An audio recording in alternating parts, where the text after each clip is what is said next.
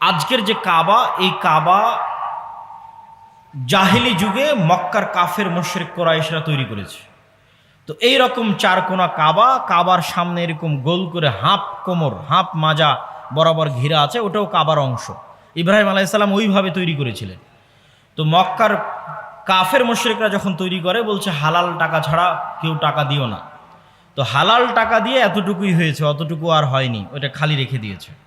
তখন হাজরে আসওয়াদকে ঢুকাতে হবে কাবা ঘরের মধ্যে, কে ঢুকাবে? তো হাজরে আসওয়াদকে ঢুকানো নিয়ে বিতর্ক তৈরি হলো। বিতর্কের সমাধান হিসেবে সকল গোত্র, বিতর্কের সমাধান হিসেবে তখন রাসূল সাল্লাল্লাহু আলাইহি ওয়াসাল্লামের বয়স মাত্র ৩৫ বছর। ৩৫ বছর বয়সী যুবক মুহাম্মদ সাল্লাল্লাহু আলাইহি ওয়াসাল্লামকে সমাধানকারী হিসেবে, ন্যায় বিচারক হিসেবে, ফায়সালাকারী হিসেবে মেনে নিয়েছে। মাত্র ৩৫ বছরের একজন যুবক মক্কার বড় বড় গোত্রের মধ্যে সমাধান করে দিচ্ছে, কেননা তাদের আস্থা ছিল যে মুহাম্মদ সাল্লাল্লাহু আলাইহি ওয়াসাল্লাম বিচার করতে বসলে কখনো কারো প্রতি অন্যায় করবেন না। তাদের আস্থা ছিল মুহাম্মদ সাল্লাল্লাহু আলাইহি ওয়াসাল্লাম ন্যায়পরায়ণ। এবার রাসূলুল্লাহ সাল্লাল্লাহু আলাইহি ওয়াসাল্লামের নিজের মুখের বাক্য, যে রাসূলুল্লাহ সাল্লাল্লাহু আলাইহি ওয়াসাল্লাম নিজের মুখে বলছেন যে তোমরা শুনে রাখো, যদি আমার মেয়ে ফাতেমা রাদিয়াল্লাহু তাআলা আনহা তিনিও যদি চুরি করেন, চুরির অপরাধে লিপ্ত হন, লাউ আন্না ফাতেমাতা, যদিও ফাতেমা বিনতে মুহাম্মদ সাল্লাল্লাহু আলাইহি ওয়াসাল্লামের মেয়ে সারাকাত চুরির অপরাধে লিপ্ত হয়, লাকাতাতু ইয়াদাহা, তাহলে আমি মুহাম্মদ আমার মেয়ে ফাতেমার হাত কেটে নিব। এটা তিনি বলেছিলেন যখন তৎকালীন যুগের একজন বড় বংশের একজনের চুরির অপরাধে হাত কাটা হচ্ছিল।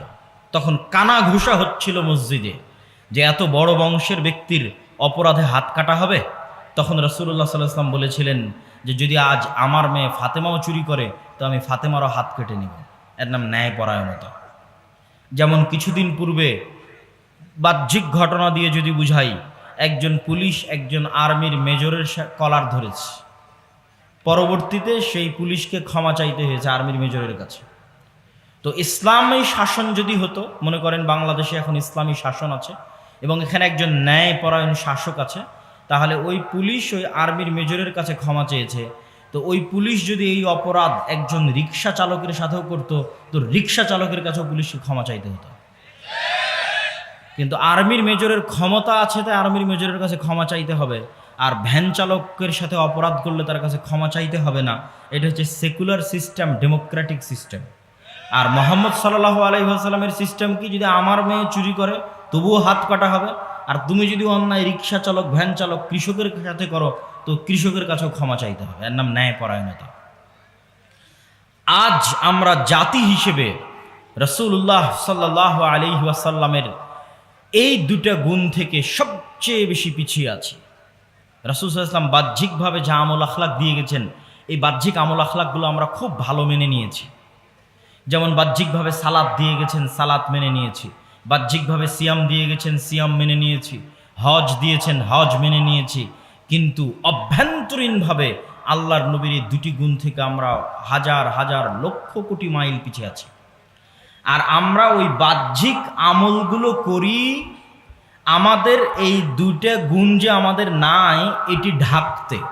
এ কথা কেন বললাম তার দলিলেও আপনার সামনে হাদিস পেশ করছি। রাসূলুল্লাহ সাল্লাল্লাহু আলাইহি ওয়াসাল্লাম বলেন, আরবাউন মান কুন্না ফীহ, চারটা গুণ যার মধ্যে পাওয়া যাবে সে মুনাফিকান খালেসান, খাঁটি মুনাফিক, নির্ভেজাল নিষ্কলুষ মুনাফিক।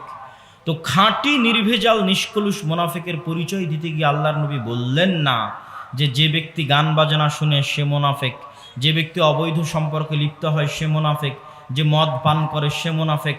আল্লাহর নবী বললেন যে কথা বললে মিথ্যা বলে সে মুনাফিক। আল্লাহর নবী বললেন যে ওয়াদা দিয়ে ভঙ্গ করে সে মুনাফিক। আল্লাহর নবী বললেন যার কাছে কোনো কিছু আমানত দেওয়া হয়েছে আমানতের খেয়ানত করে সে মুনাফিক। আমানত মানে আমি প্রতিষ্ঠানের পরিচালক, এটাও আমানত। আমি প্রতিষ্ঠানের প্রিন্সিপাল, এটাও আমানত। আপনি থানার ওসি, এটাও আমানত। আপনি জেলার ডিসি, এটাও আমানত। আপনি সাব রেজিস্ট্রার, এটাও আমানত। আপনি এসিল্যান্ড, এটাও আমানত। আপনি সচিব, এটাও আমানত। আপনি প্রধান উপদেষ্টা, এটাও আমানত। আপনি প্রধানমন্ত্রী, এটিও আমানত। তো আমানত রাখা হয় কিন্তু আমানতের খেয়ানত করে। এই পয়েন্টগুলো কার? যে খাঁটি মুনাফিক। তো আমি তো মুনাফিক, আমার মুনাফিকই ঢাকার জন্য আমি একজন ওসি, এসিল্যান্ড, সাব রেজিস্ট্রার, সচিব, মন্ত্রী, মন্ত্রীর পিএস, খাঁটি মুনাফিক। কেন? বললে মিথ্যা বলে, আর আমানতের খেয়ানত করে। যে পদে আছে পদের সাথে খেয়ানত করে, ঘুষের বিনিময়ে কাজ করে, স্বজনপ্রীতি এবং রাজনৈতিক পরিচয়ের ভিত্তিতে মানুষকে সহযোগিতা করে, কখনো ন্যায় মানুষকে বুঝিয়ে দেয় না। তো খাঁটি মুনাফিক। তো ওই খাঁটি মুনাফিক ওর মুনাফিকি ঢাকার জন্য ওই প্রশ্ন ফাঁসের টাকা আল্লাহর রাস্তায় দান করে, বলে আমি অনেক বড় দানবীর। কিন্তু আল্লাহর নবী বলেছে ও খাঁটি মুনাফিক। কেন? ওর পদের সাথে অন্যায় করেছে, যে আমানতের খেয়ানত করেছে, খাঁটি মুনাফিক। তো মুনাফিকি ঢাকবে কি দিয়ে? ঢাকার জন্য এখন জালসার প্রধান অতিথি, বিশেষ অতিথি দান করছে। মুনাফিকি ঢাকবে কি দিয়ে? মুনাফিকি ঢাকতে এখন হজ করতে গেছে, ওমরা করতে গেছে। কোন গত সরকারের 16 বছরের আমলের কোন ওসি, এসিল্যান্ড, ডিসি, এসপি এমন ছিল না, মন্ত্রী, মিনিস্টার এমন ছিল না যে হাজি নয়, যে ওমরাকারী নয়, যে এমনও ছিল নাকি যে তাহাজ্জুদ গুজার। তাহলে বাহ্যিক আমল দিয়ে মুনাফিকি ঢাকছে মুসলমানেরা। কিন্তু রাসূল সাল্লাল্লাহু আলাইহি ওয়াসাল্লামের জন্মগত যে দুইটা বৈশিষ্ট্য ছিল, এই বৈশিষ্ট্যের ধারে কাছে নাই। এই জন্য কিন্তু আমরা গোলাম। কেন? নেতৃত্বের গুণাবলী আমার বক্তব্যের বৈশিষ্ট্য। তো নেতা হতে হলে আগে সত্য বলতে হবে, ন্যায় করতে হবে। তো আমাদের যারা নেতৃত্ব দিচ্ছে তারা 24 ঘন্টা মিথ্যা বলে, 24 ঘন্টা অন্যায় করে। তো 24 ঘন্টা মিথ্যা বলছে, অন্যায় করছে, মানে তার নেতা হওয়ার যোগ্যতা নাই। আর আমাদের কোনো নেতা নাই, সেও গোলাম, আমরাও গোলাম। এতক্ষণ তো উচ্চ পদস্থ কর্মকর্তা কর্মচারীদের কথা বললাম, এবার চলে আসি আমাদের, মানে আমার এবং আপনার।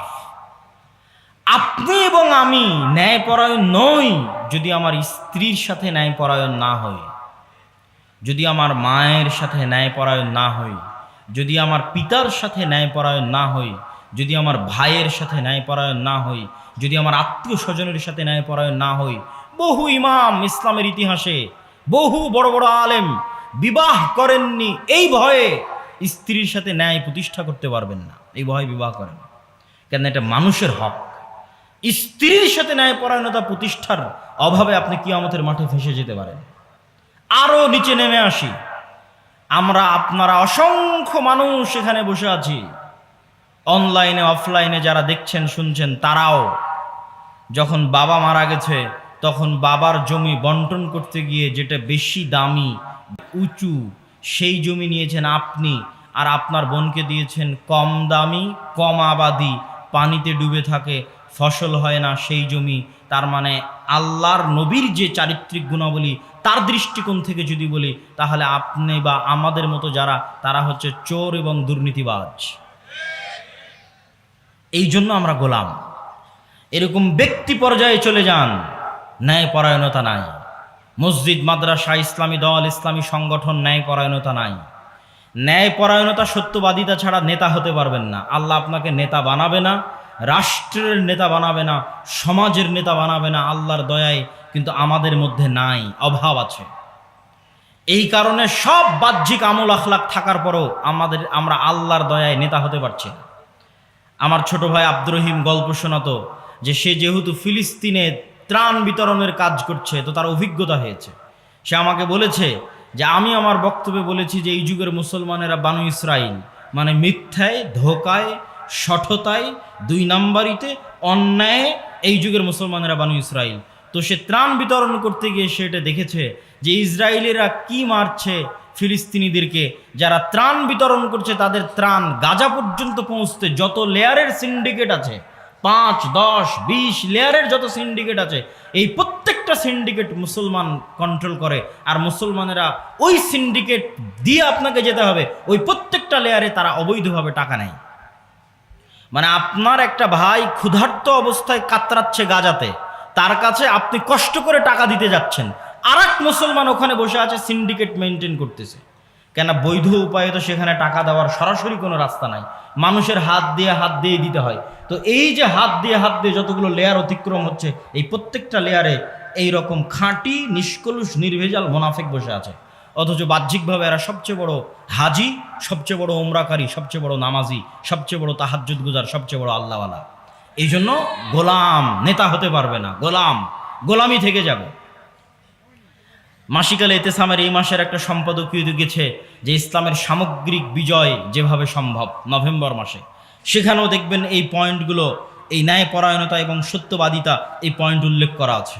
যদিও আমার এই বক্তব্য নিয়ে সমালোচনা হয়েছে, তবুও আমি বলি রাসূলুল্লাহ সাল্লাল্লাহু আলাইহি ওয়াসাল্লামের এই দুটি গুণের যেমন আল্লাহর নবীর মধ্যে ছিল, ঠিক তেমনি এই দুটো গুণ আল্লাহর মধ্যে আছে।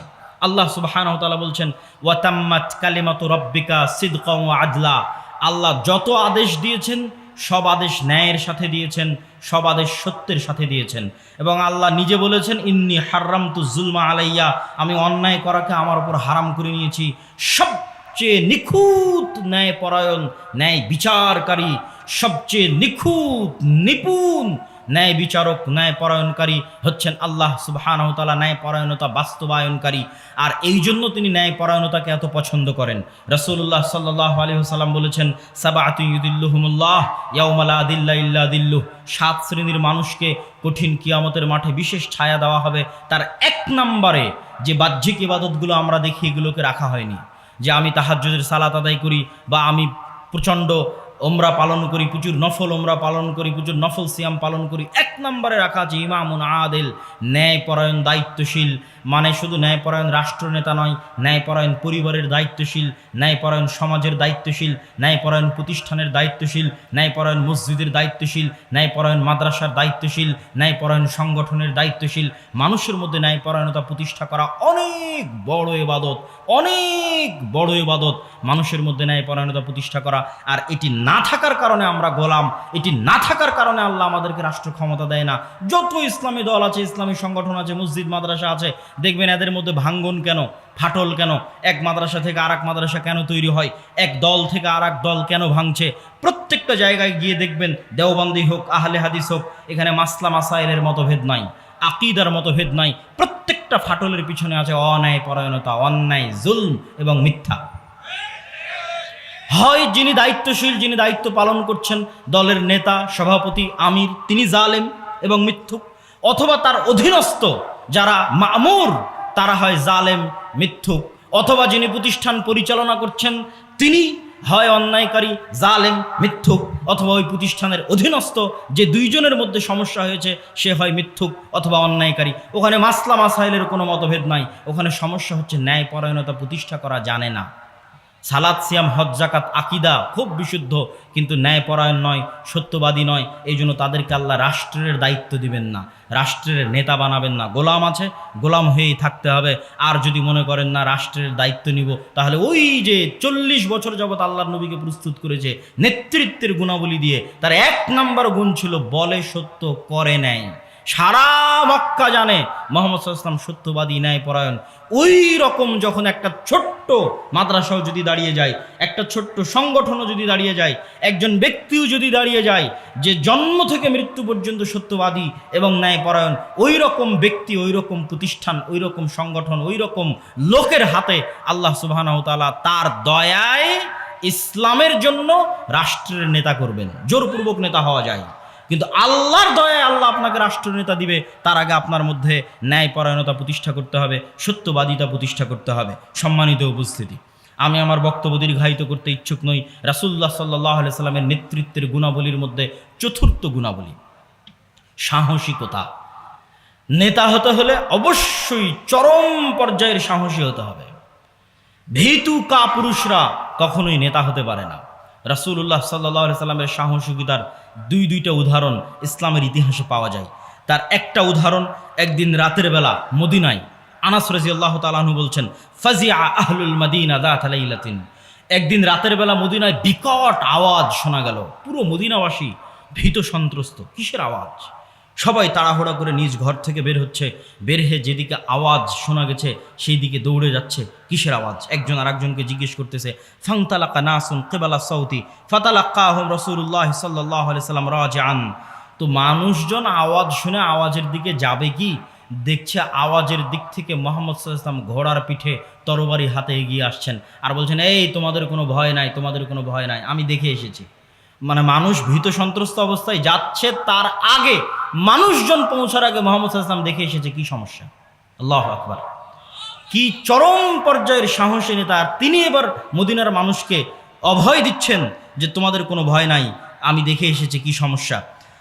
সাহাবীদের পক্ষ থেকে এরকম বক্তব্য পাওয়া যায় যে যখনই আমাদেরকে কোনো বাসুন, যখনই আমাদেরকে কোনো কষ্ট, দুঃখ, সমস্যা, বিপদ স্পর্শ করত, তখনই আমরা ইত্তাকাইনা বিরাসূলিল্লাহি সাল্লাল্লাহু আলাইহি ওয়াসাল্লাম কুন্না ইযা ইশতাদ্দা বিনাল বাস। যখনই আমরা দেখতাম বিপদ, সমস্যা সমাধান করতে পারছি না, ইত্তাকাইনা বিরাসূলিল্লাহি সাল্লাল্লাহু আলাইহি ওয়াসাল্লাম, আমরা আল্লাহর রাসূলের পিছনে থেকে আশ্রয় নিতাম। মানে আল্লাহর রাসূলের কাছে গিয়ে বলতাম, এখানে এত বড় সমস্যা হয়ে গেছে, কি করব বলেন, এখানে এরকম ভয়ঙ্কর পরিবেশ হয়ে গেছে, কি করব বলেন। আল্লাহর রাসূলের পিছনে থেকে আমরা সেই বিপদ থেকে বাঁচতে চাইতাম। আর এরকম বহু ঘটেছে। তার একটা ঘটনা হচ্ছে হুনাইনের যুদ্ধে মানুষ সব পালিয়ে যাচ্ছে, বড় বড় সাহাবীরা, যোদ্ধা সব হুনাইনের মাঠ থেকে পালিয়ে যাচ্ছে যুদ্ধের ভয়ে। তখন একাই রাসূলুল্লাহ সাল্লাল্লাহু আলাইহি ওয়াসাল্লাম ঘুরে দাঁড়ালেন, আর তার চাচা আব্বাস ইবনে আব্দুল মুত্তালিবকে ঘোষণা দিলেন, চাচা ডাক দেন মানুষকে যে কোথায় তারা যারা আমার হাতে বায়াতুর রিদওয়ান করেছিল, হুদাইবিয়ার সন্ধির সময় আমার হাতে হাত রেখে বায়াত করেছিল জীবন দিবে, ওরা কোথায়? কোথায় তারা যারা বদরের যুদ্ধে অংশগ্রহণ করেছিল? কোথায় তারা যারা উহুদের যুদ্ধে অংশগ্রহণ করেছিল? সেইভাবে তার চাচাকে উঁচু আওয়াজে ডাকার জন্য আহ্বান করলেন। আর তিনি নিজে লাফ দিয়ে গিয়ে বলছেন যে আনা ইবনু আব্দুল মুত্তালিব, আমাকে চিনো, আমি হচ্ছি কুরাইশদের সর্দার আব্দুল মুত্তালিবের সন্তান। আমি ভয় পাওয়ার জন্য জন্ম নিইনি, বীর সাহসিকতার সাথে পৃথিবীতে এসেছি, আর বীর সাহসিকতার সাথে দিন প্রচার করে যাব, ভয় পাওয়ার জন্য জন্ম নিইনি। তার